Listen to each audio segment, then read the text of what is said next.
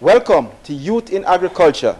This conversation we have today promised to be one that will be riveting and, of course, very interesting as we look towards agriculture as that means on the path to sustainable economic growth coming out of the pandemic as we work together as a nation. Today promised to be one that seeks to expose to Jamaica and the world four of Jamaica's dominant youths who are creating the waves out there across the country in different facets of agriculture. With me this morning is Shanika, Shamar, Jordan, and of course, Deshane, who will share with us their experience in agriculture. So, Deshane, we're going to start with Deshane to my far left. Tell us, what does agriculture means to you? All right, well, for me, it means a lot. And growing up, it was what financed me through school, and agriculture was what put food on the table. So, you know, it created a passion for me from then. And it's just something that I see as the way forward for not just only people in Jamaica, but the world. You know, food security is important. So I think it's something very, very important, and it's dear to me. What advice would you give Deshane to youths out there who are contemplating in their mind to venture out into agriculture as a means of survival? All right. I would advise them that agriculture is something.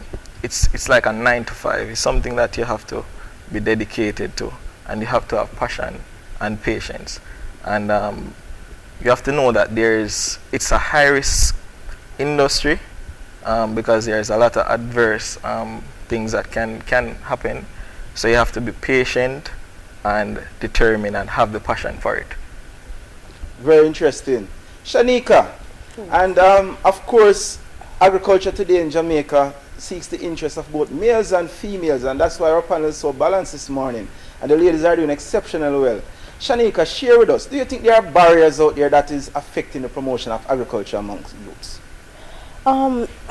Yes, I do think there are barriers, but I think that those barriers are not too much of a deterrent. Like, for instance, predator larceny. A lot of people want to get into, for instance, goat production, cow production and stuff like that, but because of the predominance of predator larceny, they are scared to get into it. So I think that is our main deterrent in terms of, you know, people wanting to get into it. Okay. Yeah. Do you see that as predominantly because there's a lack of information? Do you think there are some things that the school system needs to do to address the information that can guide person into going to this part of career? Well, I do think in the high school system, agriculture should be put forth more to the students. I think that will motivate youths, you know. I think it should even start from basic school, not just high school. Because a lot of people that have, on my platform, I'm a YouTuber, and on my platform I've interviewed a lot of people who have children, and they say that, you know, their kids were motivated by seeing them on the farm. So if we can get that into youths from an early age, I think that would definitely play a role in the youths and in terms of getting more young people involved. Yeah, and that is a very interesting point. I want to pick up on that point though with Jordan. Jordan, do you think what strategies do you think we can use specifically to motivate youths into wanting to get into agriculture? Well, youths at a tender age require a lot of nutrition for them to grow, and that is something we need to promote and instill in the youths the benefits that agriculture has. Because for me, I believe and I see agriculture as the way forward, simply how much food I eat. You know, I believe that agriculture sustains me, and we need to really focus on the care, the growth, and the maintenance, support of agriculture. And we do that from an early age in the youths. Okay. But personally though, Jordan, what is your perception of agriculture? In Jamaica, I think we have the opportunity here, simply because we have a lot of sunshine, rain, water, and land to do a lot more. And we could really benefit by sustainable agricultural practices in Jamaica. Here in Hartress, at Hartress NSTA, we have been looking at several research across the globe, locally, as to the emerging practices and the technologies that can be introduced and integrated into agricultural practices to make the skill more effective and efficient for our farmers out there. How do you feel about automation and digitization in agriculture? Do you think it has a place in agriculture? It's something that we should embrace, and why? Oh yeah, definitely. I love it. Farming is not rocket science, but it is better for you, for those who can control their environment variables. It's better for everyone, better for the food we eat, and if we digest it, it's better for us to increase our productivity. Correct. Right. Excellent. Shamar, tell us, do you believe that marketing our produce helps to boost agriculture? Do you think that the marketing of agriculture is one of the reasons why we would not have achieved as much as we want? Well, definitely. Funnily, I do marketing as my 9 to 5. So I rely heavily on marketing for the sale of my goods. So I don't have a storefront, and I don't usually rely on farmers to sell my produce. What I do, I would use Instagram to show people that I have this in stock, this is what's growing, and when it is ready, I would advertise on my Instagram page to say, hey, I have peppers on sale, $150 per dozen. And that's how I sell my crops. And I've realized that even after the pandemic, that method of marketing has been growing. So many persons simply use their Instagram page, or they would create a page called, I guess, Henry's Farm or something of that sort, create a brand, and they would use that to distribute their produce. So removing the need for a storefront, removing the need to go into a market, and simply selling their goods from producer to consumer. Okay. And by exposing your produce through this marketing strategy, do you find that you have challenge with larceny? How do you mitigate against larceny? Now exposing what your products and your services is all about. Well, for me, using social media, I never expose my farm's location or even where I live. So it is hard for you to pinpoint where my produces are coming from. I do experience predial larceny, however, but that's primarily because I used a leased piece of land, so I'm not able to properly fence or put in any security. But predial larceny for me is mainly on a lower end. So for now, persons are usually picking 2 to 3 peppers. They're stealing my pineapples and that kind of thing. But it's nothing major or over the top to say that I have a few goats and persons stole those, because I don't have any livestock at the moment. Right. But what recommendation would you give to youths out there going to agriculture, knowing that predial larceny is one of the barriers that affects the success? What recommendation would you give them to say when they're going into farming, pay attention to these things to ensure that you mitigate against predial larceny? Well, I would first let them know that it doesn't have to happen, but it happens. And in everything that you do, you're going to face a risk. So for predial larceny, for fruit stuff and small produces, simply you can just look at it and say, all right, then I have planted 20 pineapples. If I don't go tomorrow and see 20 pineapples, that means somebody stole one. So what you can do is purchase some barbed wire to fence around the area. What I've done is I've planted bushes in front of pineapples and that kind of thing that persons will look at and come into my farm to steal. So I have planted what you can call barriers. So grass, I just allow the grass to grow up around that area of land, so it's not easy for you to see. But my main issue is on the land or behind the land that I use, I have a lot of trees, so like a ackee tree, a breadfruit tree. So that is how persons realize that I have pineapples on the land. They come to get those things and then they catch. Low cost security. Right. Very creative. Right. So tell us again, Shanika, as it relates to your business setup, do you have problem with financial? How do you go about starting up your business in agriculture? Well, for me, I'm an entrepreneur, so I finance everything on my own. I do have other businesses. So I have, for example, I have a new and used clothes business, and I have a a small shop and a bar that I run.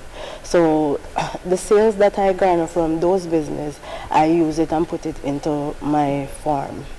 Excellent, and that is why they said that woman is so creative, because that strategy, I can tell you, a lot of men would like to ascribe to that strategy, because the ladies don't show away money, they reinvest, right? Right, so Duchesne, tell us, as it relates to the production and your farm, how do you mitigate in terms of drought and flooding? Do you have insurance? And do you think that insurance is necessary to practice successful agriculture? All right. At the level I'm at now, insurance really for me wouldn't really. I don't see it as an importance at the moment. As it relates to drought and stuff like that, initially when I started out, I purchased a few, 250 gallon drums. I purchased 4 of them, and I ran an irrigation system. Well, a makeshift irrigation system with PVC and a hose. So that's what I use to mitigate in the drought period. But as it relates to insurance now, I'm considering it because insurance is something that is good, because as you know, in farming there are a lot of things that can affect your crop. It could be natural disaster, predator larceny, or just pest infestation, and that can damage a crop.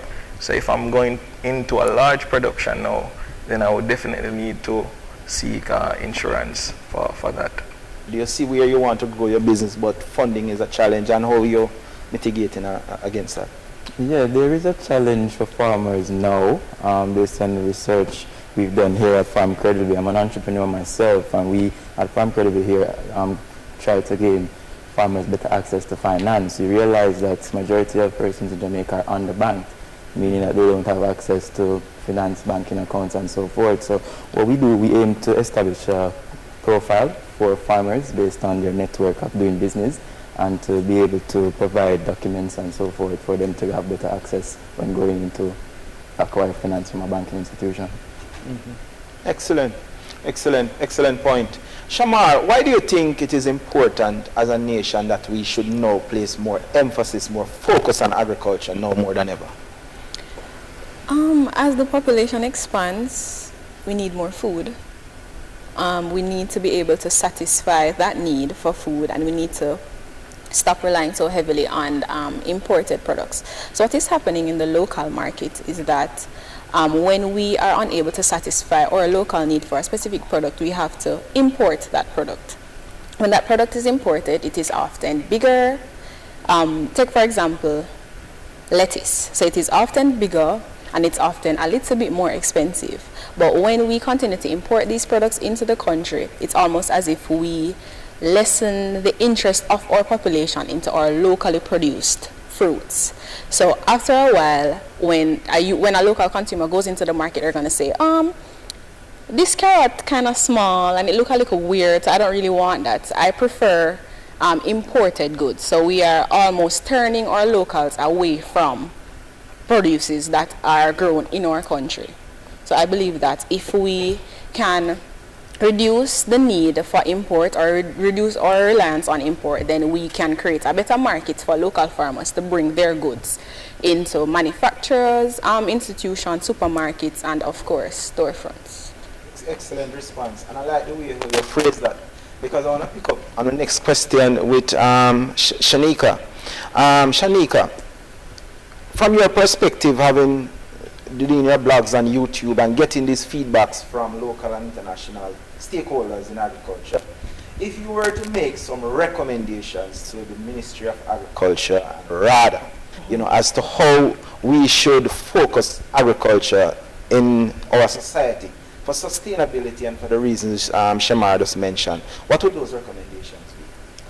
Well, I would say you have to use up social media as much as possible, because everybody is on social media. All the young people who would want to get into agriculture, they are on the social media. So I'd advise them to use up social media as much as possible. Like on my channel, as I said before, I have been speaking with a lot of persons who are very inspirational, and I can say that since doing these videos, about say 100 or so persons I know in my area alone have started farming, and they're all young people, and it's because they're inspired by the stories that they have heard on my channel. Yeah. Excellent. Dushane, how you think Ministry of Agriculture and of course RADA could help youths get mobilized into agriculture, those who want to start out? How do you think they could help them? All right. For me, I've spoken to quite a few friends of mine within the same age group, so we are youths, and they have communicated the challenges they have faced.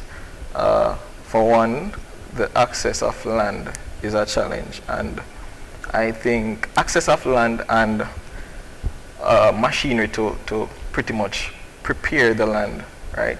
So I guess the resources, in a sense, to start out. They have the passion, but they don't have the resources. And I think that's where they should focus more on. It's pretty much investing in agriculture. So you identify persons who are interested and are passionate about it, and then you invest in those persons. We do have a lot of farm areas. For example, I think Bernard Lodge, they lease lands there for agriculture, and I think that can be a starting place for some of the interested young persons who don't have access to those resources to venture. So I think they need to focus more on getting youngsters that are interested to start, you know. Excellent, excellent. And you know, the systems that are the enablers to make these opportunities and the guidance and the practices out there for those who are starting up in agriculture, those who are out there struggling, you know, the systems and the society on a whole. How do you think we can, Jordan, the society, do you think we are a society that embrace agriculture as a means of survival, as an economical driver, and what the society needs to do to embrace it some more? How can we improve as a society in terms of agriculture? Well, I think better awareness would definitely help the society, getting the information out there, information on how to care for the crops that we grow and the nutrition that it provides. Once the information is there readily available for persons to consume, they can be inspired by it and take action. Excellent. And Shamar, same question. How do you feel about the society? How can we embrace agriculture some more? Improve what we have? I think a key factor is that we need to start addressing agriculture as a business. So too often agriculture is referred to as not just a passion project, but something that you do on the side. But from my experience, agriculture has to be treated in the same way that you would treat a patty shop. So we have to encourage people to, yes, you can go out and plant, yes, you can go out and, you plant, you reap, and you sell. But we have to encourage people to put this money back into the farm. What I've realized with older farmers is the farms aren't able to grow simply because they don't have that mindset, or they don't have that technique down pat. The technique of getting revenue and putting it back into the business. So in order for your farm to grow, you start out with a half an acre. I started with a half an acre. But after I sold my first set of produce, I took that money and I cleared out another part of the land. And I expanded, I planted a few more stuff. When my peppers started when I started to gain profit from my peppers, I then used that money again to clear out another part of the land. So I started small, but every time I reap and I have a substantial amount of profit, I expand. So it is more of a business now.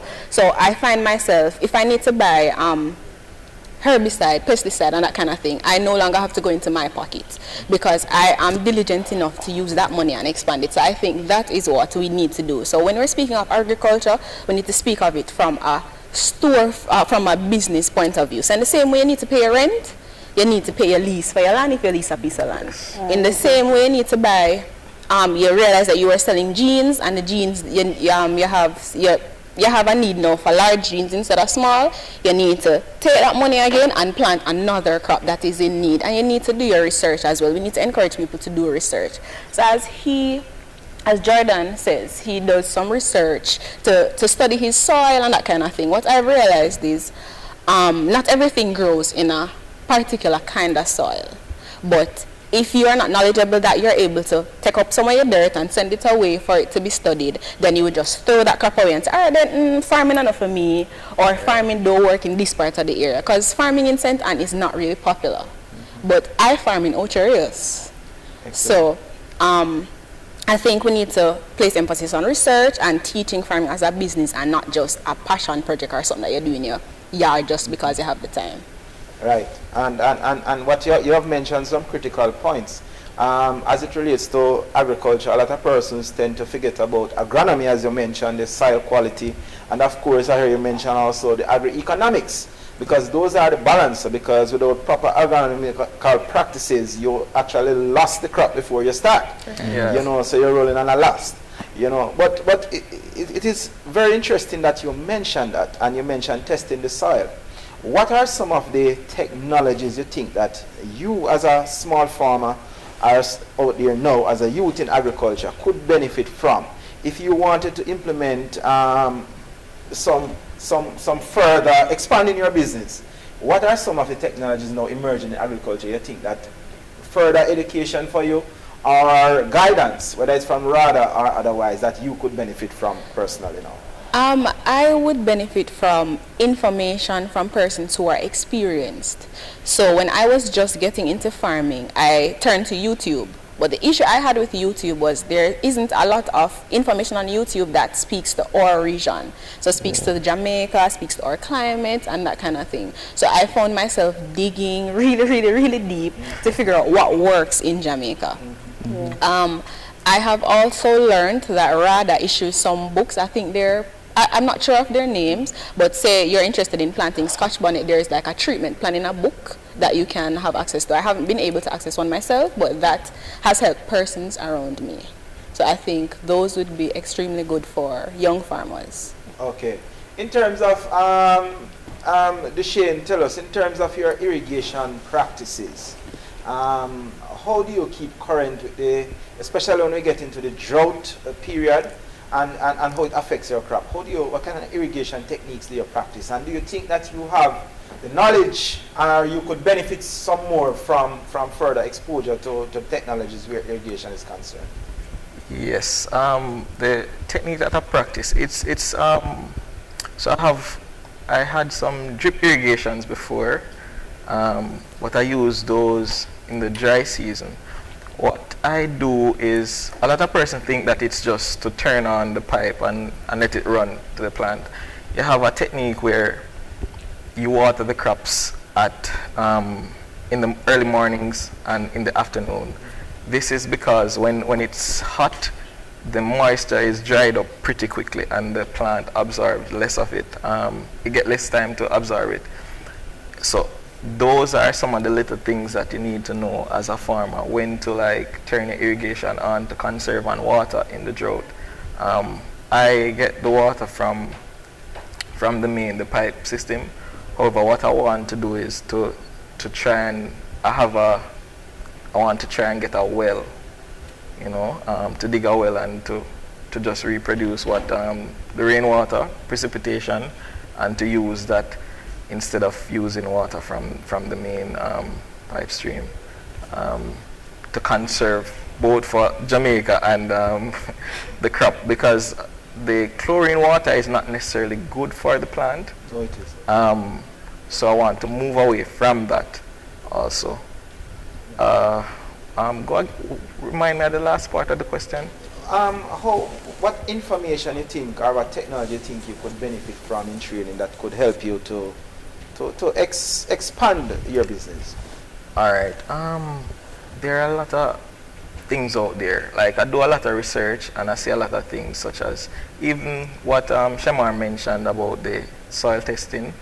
The soil, I researched and I saw that the soil testing kits and stuff, and different crops have different chemical compounds, like they grow better in certain types of soils, and to know, so we can actually have, like for persons who are going into farming and their land area, they can probably do like soil testing before they venture into that. So I think they can invest more in like soil testing kits to like assist farmers who are going into the business to know what crops would be suitable for the area that they wish to farm on. And also, you know, like some other irrigation techniques, and also there is a aquaponics. I see where I think you had a person on your channel. Yes, that was hydroponics, but aquaponics and hydroponics, they're similar. They're similar. Yes. So I think those techniques, they can probably highlight them a bit more to youngsters, because in truth and in fact we are millennials and we tend to try to find how to do work much easier than the older folks. So I guess we are more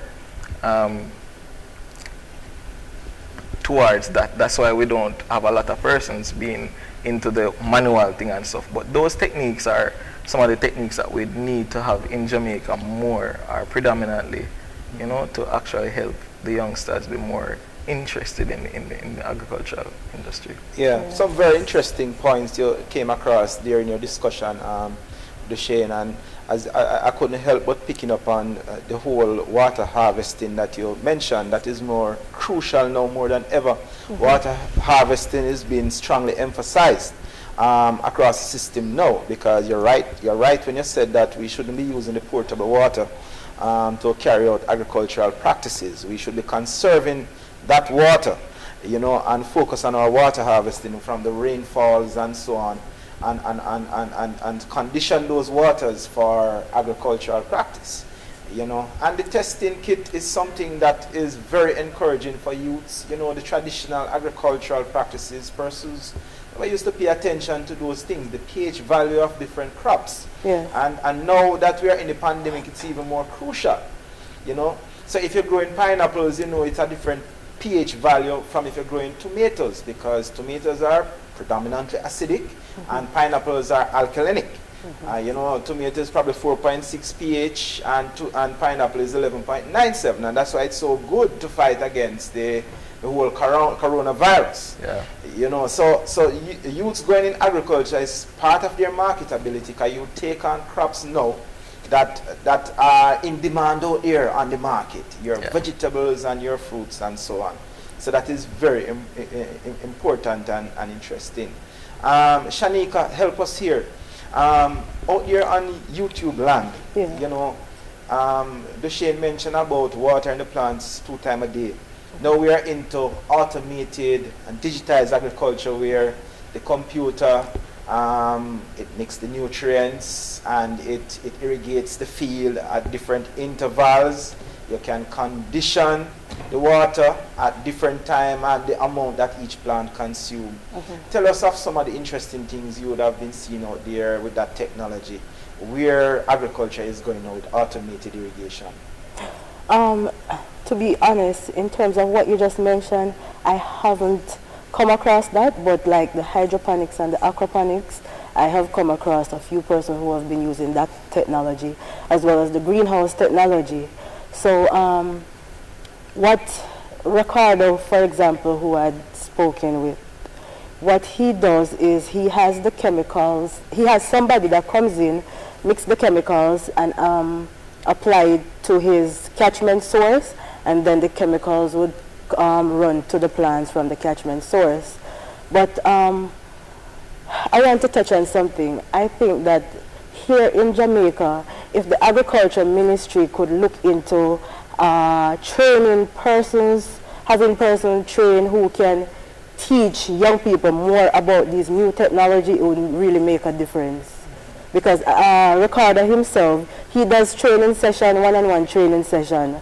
And that's another way for him to make a little income, because persons come to him. He doesn't charge them really. They give their time and and they help him with whatever he's doing on the farm, and they end up learning and gaining the knowledge about hydroponics from that. Excellent. So you think that youths in agriculture in Jamaica could benefit more if we formalize this type of research, this type of learning? Yes. And of course, Shanika, do you think that it's time that we look back at our high school curriculum to ensure that agriculture is represented there in line with the technology of today's age, that the youths who are exposed can develop that inspiration and interest to wanting to go to agriculture? Yes, most definitely. Agriculture needs to be in every high school in Jamaica. That's what I believe. And there's a school in St. Elizabeth called the Sidney Pagan STEM Academy. It's primarily an agriculture school.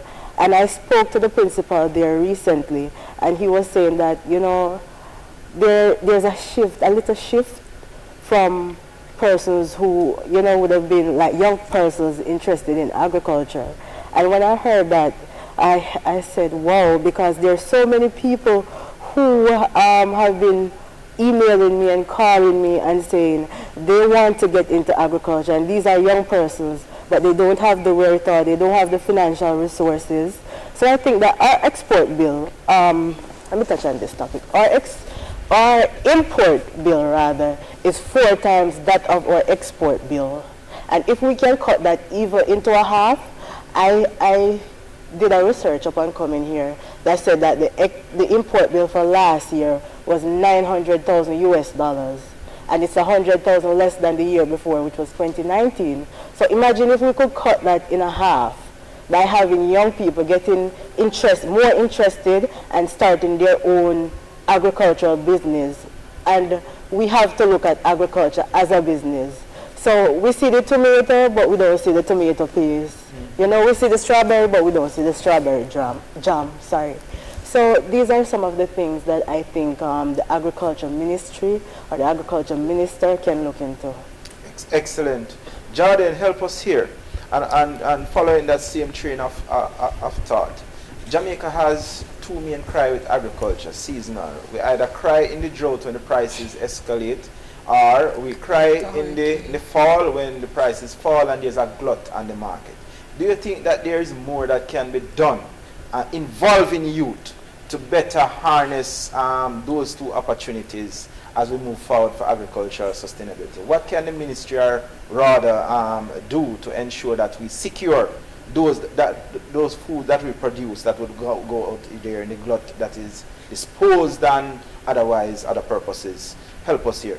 Yeah, sure. So there are practices that you can do to ensure that you benefit all year round from farming. Regenerational farming, simply replenishing as you destroy. So transformational farming as well, rotating the crops. When you plant one crop for 3 months, plant another crop, because one crop may take the nutrients from the soil that another crop may need, or even replenish for another crop that you can venture off into and become and create balance throughout the year when you're farming.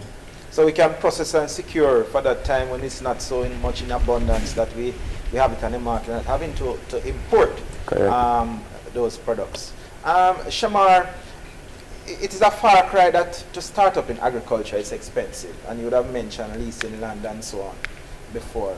And one of the reasons when I took the train of thought out there is that because things like seeds and other implements, most of the seeds we plant we have to import. What can we do as youths to secure our agricultural viability by producing our own seeds locally? What do you think we should do? For starting my farm, I don't really have much experience with seeds. What I did was there are small networks of farmers in each parish, and I was able to tap into the network in St. Anne. Through that network, I was able to find persons who own nurseries, so persons who are creating environments that can constantly produce like pepper suckers, and they have seeds as well, but they create those seeds on their own. So that's what I have done. Okay, excellent. Because in countries like Argentina, Brazil and India now and Africa, they are having challenge because one of the things they are saying is that the hybrid model seeds are not able to reproduce. Back in the days when our grandparents used to select seeds, those that they harvest from the crop they could always regerminate and utilize and get maximum yield. With the hybrid seeds now that are imported, we are not able to. Do you think we are doing enough research to produce those quality seeds across the different areas of crops? Sweet pepper is one of the areas, tomatoes and so on. And do you think we need to set up research centers or expand on existing research centers to develop those quality seeds for our future demands? Yeah, definitely. I believe that we need to expand on the research centers that exist and create new research centers, because for backyard farming, if we're going to plant a tomato tree, we usually use the tomato seeds and that kind of thing. You put out your board, allow them to dry, and then you replant them. So if we are able to industrialize that practice, create manufacturing houses that are dedicated to creating seeds or selling seeds to the local market, so seeds that we can plant here in our sunny climate and that kind of thing, I think that we would be able to sustain that area and reduce the need to import seeds from different countries that won't necessarily do well locally. Yes. And your final thoughts, Duchesne, help us to understand, for young people going into agriculture now, what are some of the crops you think they should be focusing on based on what is happening out there? All right. Well, some of the crops that I think we should focus on are the crops that are heavily imported, such as Irish is one of those crops, and the vegetables, lettuce, tomatoes, those crops are heavily imported, and I think the youths can focus on farming those crops so we can, lessen the import bill, as Shanika said, that if we can do that as a nation, then we can probably grow economically as well, and then we can invest more in agriculture, because even the research would be an investment in agriculture, so we can be more sustainable as a nation and grow as a country. I think that's, it takes me back to what you asked about what the ministry can do. I think investing in agriculture, more investment in various areas, they can. Excellent point. And Shanika, final point. Quickly, how you think that youths in agriculture can promote or network more to benefit from the learning and the marketing strategies out there?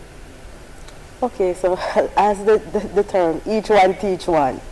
So I think that, in your area, your communities, you see the youths there, they're not doing anything. You can find that, you can encourage them, first and foremost, you can encourage them and allow them to experience or share your experience as a farmer, and try to motivate them as to how they can benefit from agriculture and how the country can in turn benefit from them getting into agriculture. Excellent. Yeah. And of course, Jardine, tell us, in terms of research, what do you think we need to research more and apply the results of those research in agriculture? Well, in farming, you realize that changes happen every day. So monitoring the soil content, monitoring the environment that we have would really benefit the growth and production of any crop. Okay, excellent. And Shamar, in terms of youths in agriculture as well, what do you think the government needs to emphasize right now in Jamaica to get more youths into the net of agricultural practices? The government can emphasize on agriculture as a business, as I said before. So youth today are more into the business of multiple streams of income. If we can intertwine agriculture into those multiple streams of income, so encourage somebody to say that you have a backyard, plant a crop that doesn't need a lot of space. Use that money to expand, and you can turn that into your stream of income. It doesn't have to be a 9 to 5, but it can add to your monthly income. So I think that's one thing that the government can do. And they can also try to put more agricultural parks across the island. So I know that the agricultural parks are in St. Elizabeth and Mandeville, but we can take some on this side. We can take an agricultural park in Trelawney, one in St. Anne, and that will encourage more people to come into farming. Excellent point. I want to thank you all so much for sharing. These points that you mentioned have been so critical towards our growth in agriculture, and they're coming from you, the youths who are the future of tomorrow. The government needs to understand that food security is number one, and of course the youths need to get on board to fuel this objective so that we can reach a point of sustainability and cut our import bill and use agriculture as a development force for economical viability and sustainability in Jamaica no more than ever. Today my panelists, my guests were Dushane, Shanika, Jardine and Shamar. Thanks again for sharing in this very interesting discussion. Thanks to you. Thanks for Thank having you. us. All right, excellent.